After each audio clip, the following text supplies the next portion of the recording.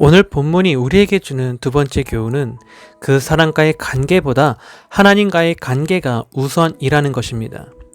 앞서 살펴본 마아가의 모습, 여러분은 어떻게 생각하십니까?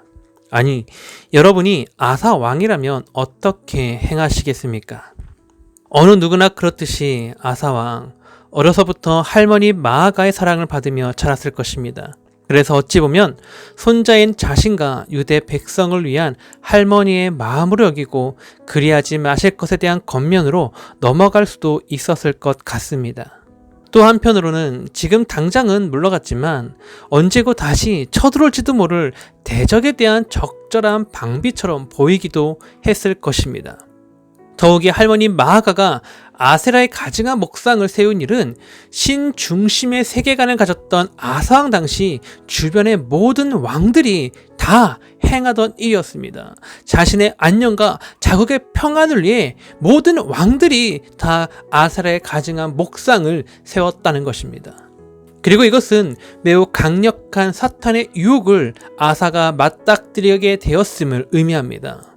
실제로 내 주변에 많은 사람들이, 이 사회에 적지 않은 사람들이 그렇게 행한다는 속삭임, 그것이 얼마나 우리에게 큰 유혹이 되어 왔습니까? 그리고 그 속삭임으로 인해 얼마나 많이 무너져 오셨습니까? 다들 그렇게 하는데 뭐가 어때서? 그 한마디 속삭임이 얼마나 우리로 하여금 타협케 합니까? 하지만 아사, 할머니를 통해 들려오는 그 유혹의 소리에 무너지지 않았습니다. 오히려 할머니 마아가에게 그리하지 마실 것에 대한 권면을 넘어 태우의 자리까지 폐하였고 그녀가 만든 아세라상을 찍고 빠 기드론 시냇가에서 불살라 버렸습니다. 아사가 행한 일, 할머니에 대한 지나친 처사처럼 보입니다. 그러나 아사, 이 일을 행함에 있어 조금도 망설이지 않았습니다. 여러분은 어떻게 생각하십니까? 아사왕이 이렇게까지 단호하게 행한 이유는 아사왕이 자신과 유대가 가진 시선의 연약함을 알았기 때문입니다. 아니, 시선의 연약함은 모든 사람이 가진 연약함입니다. 그래서 아사왕이 종교개혁을 단행하면서 제일 먼저 행한 일이 여호와의 낭실 앞, 즉 모든 사람이 볼 수 있는 성전 앞에 있는 제단을 재건하는 일이었던 것입니다. 그렇게 함으로써 그들의 시선이 하나님을 향하고 하나님과 자신들과의 관계를 기억하고 생각하게 한 것이죠. 실제로 우리 인간의 마음은 우리 눈에 보이는 것에 약합니다. 여러분, 우리가 왜 그렇게도 하나님이 아닌 다른 것들을 쫓고 붙잡게 됩니까? 하나님이 아닌 그것들과 그 사람들과의 관계를 위해 힘쓰고 애쓰게 됩니까? 이유는 단 하나입니다. 그것들이, 그 사람들이 내 눈에 보이기 때문입니다. 내 눈에 좋아 보이고 강해 보이고 나를 지켜주기에 충분하다고 여겨지기 때문입니다. 그 사람과 함께하면 분명 나에게 이익이 올 것이다 여겨지기 때문입니다. 사사기의 마지막 결론이 생각납니다. 사사기의 마지막 결론. 그것은 이스라엘 백성들이 자신들의 소견에 옳은 대로 행하였다였습니다. 하나님의 놀라운 구원의 은혜들이 그들의 역사 가운데 새겨져 있음에도 결국 그들은 자신들의 소견에 옳은 대로, 원문을 직역하면 소견이 아니라 그의 눈 안에, 그의 시선 안에입니다. 네, 이스라엘 백성들은 자신들의 눈에 좋아 보이는 것들을 따라가 버렸습니다. 그것들과의 관계를 하나님과의 관계보다 훨씬 더 귀하게 여기며 가치 있는 것으로 여기며 그것들을 따라갔다는 것입니다. 여러분은 어떠하십니까? 그런데 이스라엘 백성들이 자신들의 시선을 쫓아 행하게 된 이유에 대해 사사기 저자는 그들에게 왕이 없었기 때문이라고 합니다. 더욱이 이 구절에서 왕에 해당되는 히브리어가 멜레크입니다.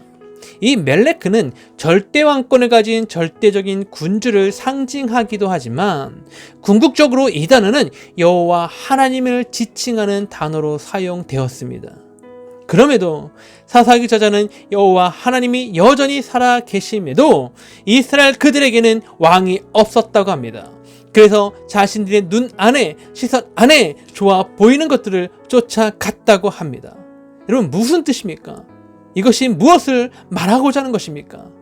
이 말씀에 대한 대부분의 학자들은 이스라엘이 자신들의 왕이신 여호와 하나님은 없는 분, 자신들과 상관없는 분으로 여기고 등져버려 자신들의 눈에 좋은 것들을, 자신의 삶을 지켜주고 자신의 영혼의 안식과 평안을 가져다 주기에 충분하다 여겨지는 그 모든 것들을 왕으로 삼아 그 길을 쫓아갔다고 해석합니다.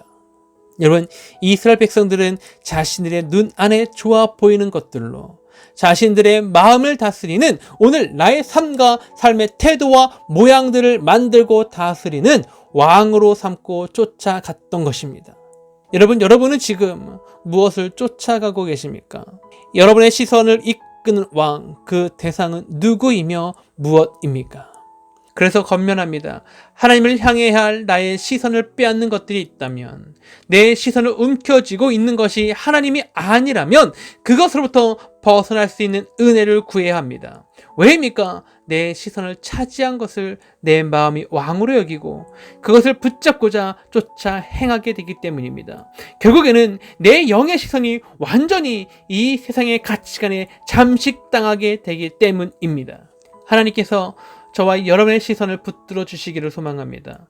여호와의 낭실 앞에 재건된 제단 앞에서 하나님을 붙들던 아사와 유대 백성들과 같이 저와 여러분이 오직 여호와 하나님만을 붙드는 심령이 되기를 소망합니다. 주의 성령께서 저와 여러분의 시선을 붙잡아 주시기를 소망합니다. 온전히 하나님만을 바라는 저와 여러분의 시선이 되도록 하늘의 은혜를 부어 주시기를 소망합니다.